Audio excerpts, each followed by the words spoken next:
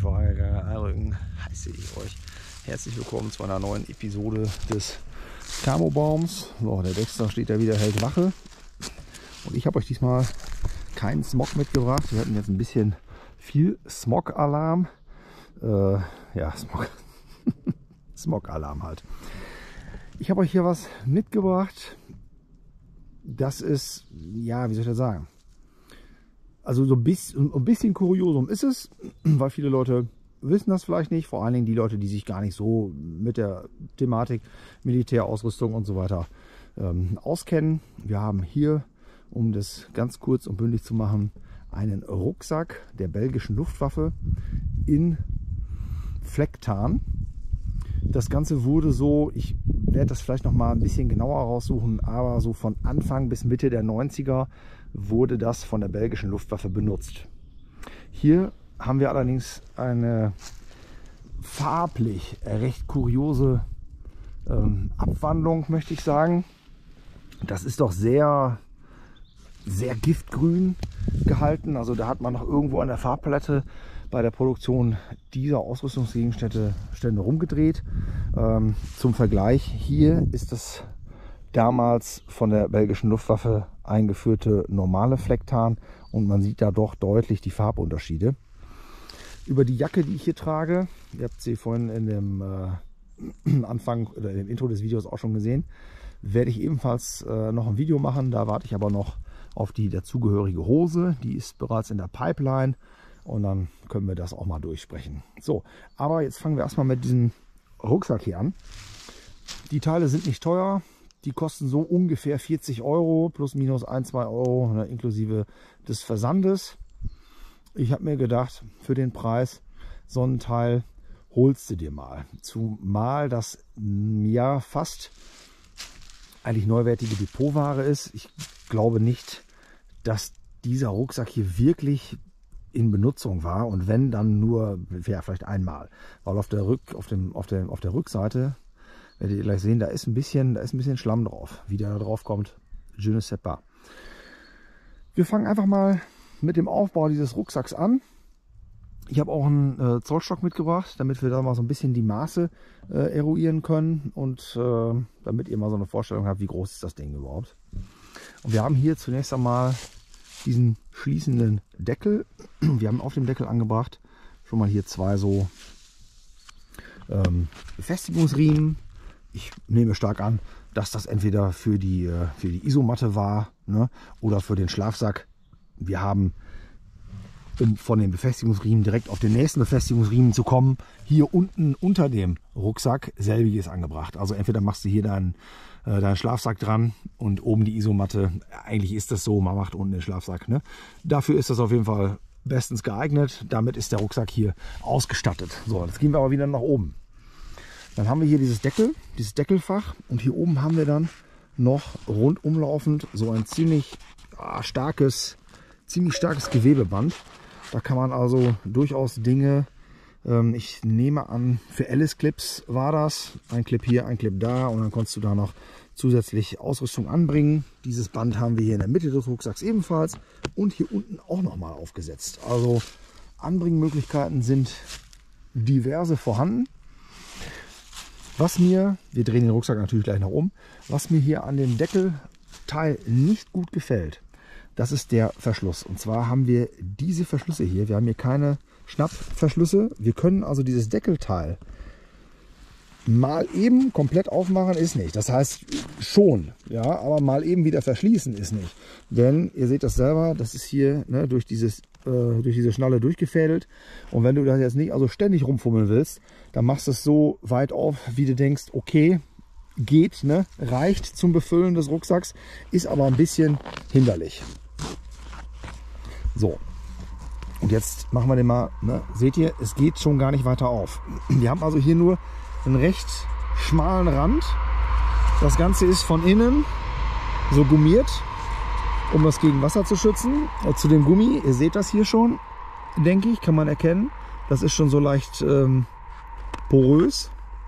Und das ist allgemein ein Manko an vielen dieser Rucksäcke aus der Zeit. Ich glaube, der ist Baujahr 91.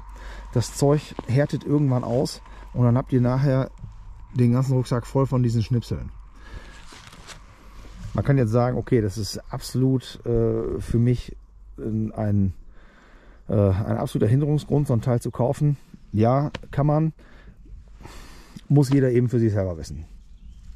Ich würde diesen Rucksack vielleicht für grobe Sachen nutzen. Damit kann man nämlich zum Beispiel schön Feuerholz holen oder irgendwie sowas. Dann ist es auch völlig wurscht, ob sich das jetzt hier mit der Zeit auflöst oder nicht. Das habe ich bei meinem kleinen englischen Rucksack, mit dem ich manchmal wandern gehe, habe ich das auch. Ja, die Sachen sitzen davon voll. Andererseits, irgendwann ist es natürlich auch so weit weg, dann hast du dann eben das blanke Material hier. Ob man da irgendwas drüber hermachen kann oder es nachimprägnieren kann, das entzieht sich jetzt meiner Kenntnis, habe ich auch noch nie was von gesehen.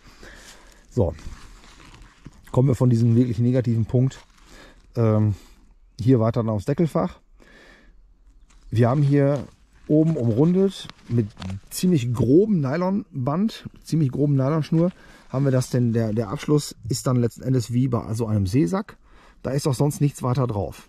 Also dieser Deckel muss das abdecken. Das finde ich ein bisschen knapp. Na, da gibt es also durchaus bessere Lösungen, aber das ist nun mal eben so gebaut worden. So, jetzt haben wir hier so ein Fixlock-System, wie man das kennt, von den englischen Kommandosmogs auch. Und das mache ich dann mal eben auf, um euch das mal eben zu zeigen, wie das dann von innen aussieht. So, zack. Da habe ich jetzt was reingesteckt, damit ich das ein bisschen ausfüllen kann. Ich nehme das nochmal eben da raus. Dann haben wir die Oberseite. Da kann ich euch das eben zeigen, wie das da drin aussieht.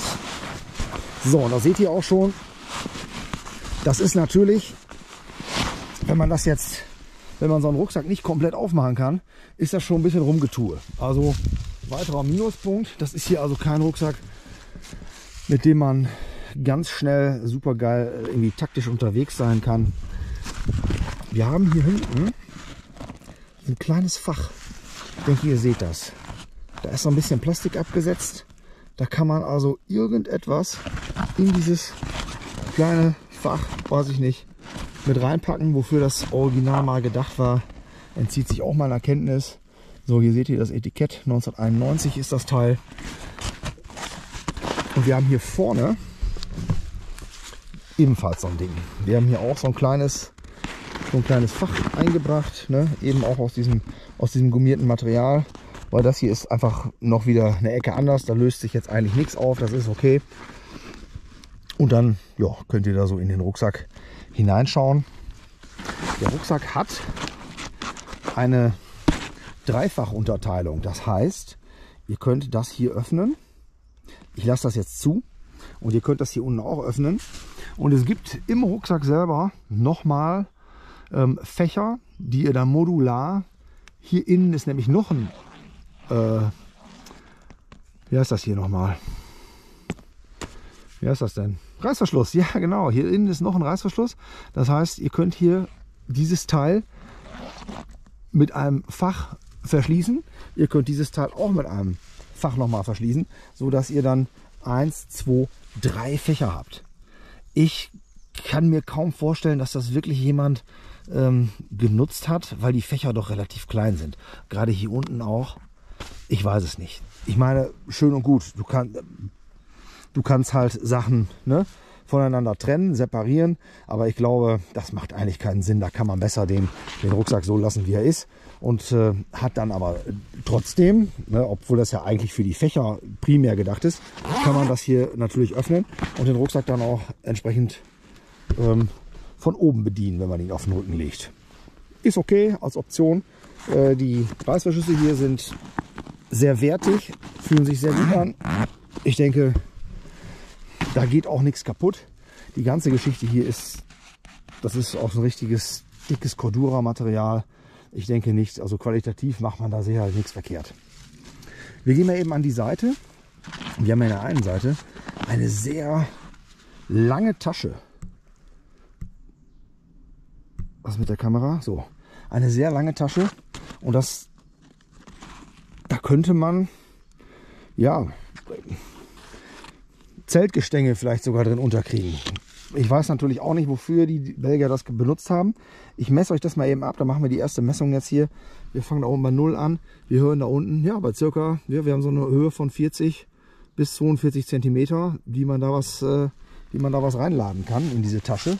Das ist schon nicht schlecht.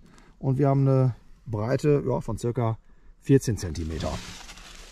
Auf der anderen Seite haben wir dann zwei kleinere Taschen.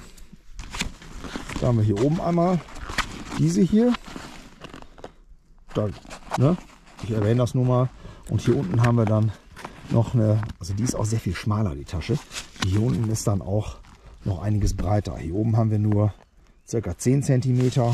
Dort haben wir hier, ja, hier haben wir auch die ca. 14 bis 15 cm. Nochmal eben zur Vorderseite. Hier haben wir noch zwei D-Ringe angebracht, um auch noch Ausrüstung befestigen zu können. Und da muss ich dann auch wirklich sagen, also das passt schon, ja, von den Möglichkeiten, die man mit dem Rucksack hat, ist nicht schlecht. Vor allen Dingen, so wie ich das sehe, die Verarbeitungsqualität ist sehr gut, sodass du hier auch wirklich ruhig Gewicht dranhängen kannst. Da wird dir nichts abreißen. Ne? So, was haben wir hier für eine, wir haben so circa, ja, 36 Zentimeter, ne, haben wir hier so von der Breite und die Höhe von unten gemessen. So, nehmen wir es mal an. Da haben wir auch, was haben wir da? Ne, 45 bis 50 Zentimeter. Ja, 50 Zentimeter mit dem Deckelfach auf jeden Fall. Dann habt ihr eine ungefähre Vorstellung von der Größe dieses Rucksacks. Ja, hier dann ausgebeult sind wir da auch noch mal auf so circa 30 Zentimeter. Auf jeden Fall im Mittelteil. Der ist unten ein bisschen enger geschnitten. Der läuft also so ein bisschen schräg nach oben zu, der Rucksack. Ja. Ich mache mal eben kurz die Kamera aus, ich drehe euch das Teil um und dann gucken wir uns das mal eben von der anderen Seite an. Ja, da sind wir auch schon wieder auf der Rückseite.